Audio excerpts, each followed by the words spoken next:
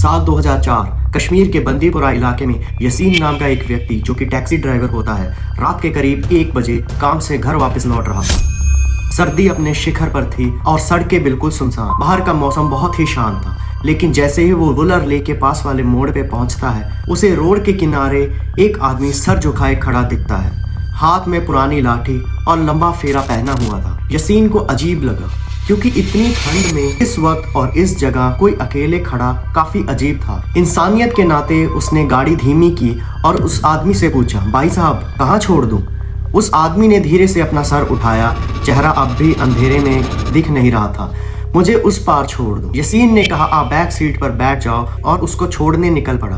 पहले 5 मिनट सब नॉर्मल था, लेकिन जैसे ही यसीन ने अपने मिरर से पीछे देखा तो वो आदमी गायब हो चुका था और गाड़ी के अंदर एक अच्छी इत्र और मिट्टी की खुशबू आ रही थी।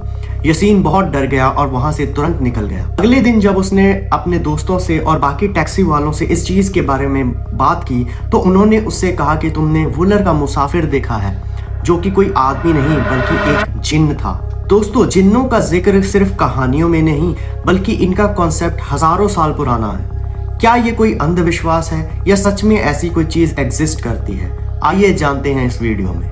जिन जो होते हैं वो आग के, The being was created out of fire, known as the वो jinn. कोई भी शेप When धारण it कर comes to सकते their interacting with human beings, their power is limited. light places up there. जिन्न का कॉन्सेप्ट दुनिया की सबसे पुरानी सिविलाइजेशंस में भी मिलता है, लेकिन सबसे क्लियर डिस्क्रिप्शन हमें मिलता है अरेबिक और मिडल ईस्टर्न टेक्स्ट में, जहां इन्हें अलग क्रिएशन, एक अलग जाति के रूप में बताया गया है। पुराने अरेबिक मैन्युस्क्रिप्ट्स का कहना है कि जिन्न इंसानों से बहुत पहले बने थे। उन्हें धुआं रहित आग से बनाया गया था, ऐसी आग जो जलती है लेकिन उसमें धुआं नहीं होता। इसका मतलब ये था कि जिन्न ना सिर्फ सटल होते हैं बल्कि इनका वजूद हमें नजर भी नहीं आता। कहा जाता है कि शुरुआती दौर में जिन्न को पूरी आज़ादी दी गई थी। वो पहाड़ों में रहते थे, नदियों के पास बसते थे और खाली वीरान इलाकों को अपना घर बनाते थे। उनके पास अकल भी थी और अपनी मर्जी भी, यानी जिन्न भी डिसीजंस ले सकते थे। अच्छा करना, बुरा करना, सब उनकी चॉइस थी। एंशिएंट बेदून ट्राइब्स के हिसाब से जिन्न हवा में तेज रफ्तार से चल सकते थे, अपना रूप बदल सकते थे और कभी कभी इंसानों से दोस्ती भी कर लेते थे।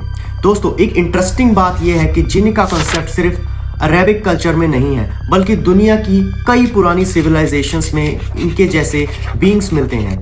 हिंदू मैन्युस्क्रिप्ट्स में जिन्न शब्द तो नहीं मिलता, लेकिन यक्ष, राक्षस, पिशाच और बेताल जैसे बीइंग्स अपनी एबिलिटीज और नेचर में जिन्न से काफी हद तक मिलते जुलते हैं। पुराने अरेबिक लोगों का कहना था कि जिन्न भी इंसानों की तरह अलग अलग मिजाज और अलग ताकत रखते हैं। कुछ जिन्न समुद्रों के पास बसते थे, बहुत बड़े, बहुत ताकतवर और इतने घमंडी कि किसी की बात नहीं सुनते थे। इनके बारे में कहा जाता था कि अगर कोई इंसान उनका ट्रस्ट जीत ले तो ये उसकी कामना भी पूरी कर देते थे।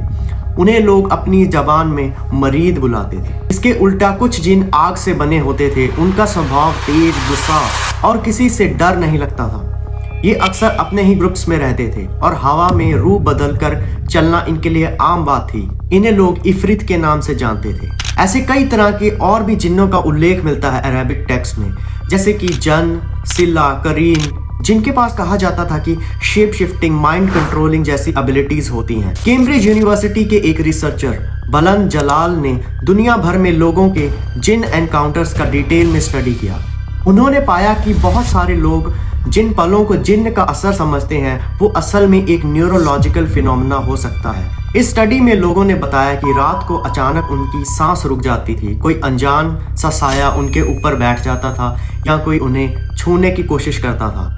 अरब, इजिप्ट और साउथ एशिया के लोग इन अनुभवों को जिन्न का हमला बताते थे, लेकिन यूरोप और अमेरिका में लोग इसे स्लीप पैरालिसिस कहते हैं। रिसर्च के मुताबिक जब दिमाग तो जाग जाता है लेकिन शरीर अभी भी नींद में होता है तो इंसान को लगता है कि कोई उसके कमरे में मौजूद है, कोई उसे पकड़ रहा है। पर इस स्टडी की सबसे इंटरेस्टिंग बात यह है कि जहां जिन्न में विश्वास ज़्यादा होता है वहां लोगों को ये वाले एपिसोड्स भी ज़्यादा होते हैं।